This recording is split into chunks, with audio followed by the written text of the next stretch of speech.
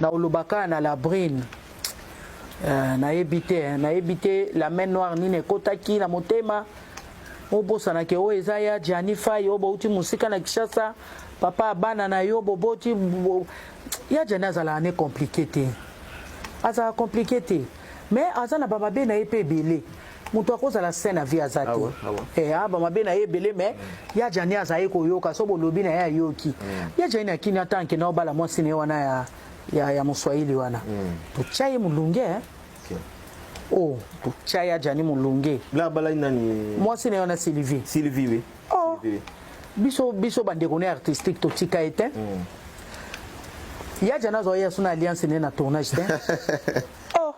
mais so ye na alliance to ko zo to boaki amoti to chaye penza mutobi ya jani eloni bona maunda kumoyo sote muningo ke ko bala muninga bwana nda kumoko pe azana zemi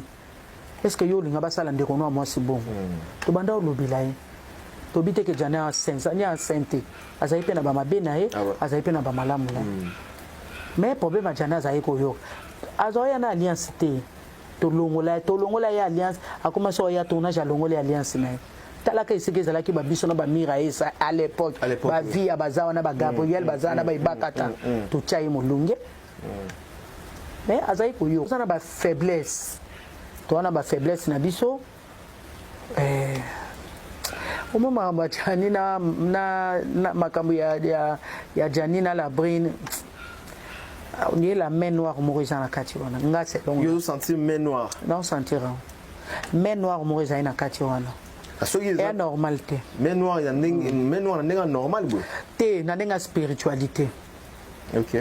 oui pour nous utiliser la brine te ba utiliser la brine te on dirait main noire moko akota ki na kati wana oyo atiaki incompréhension entre bango mbali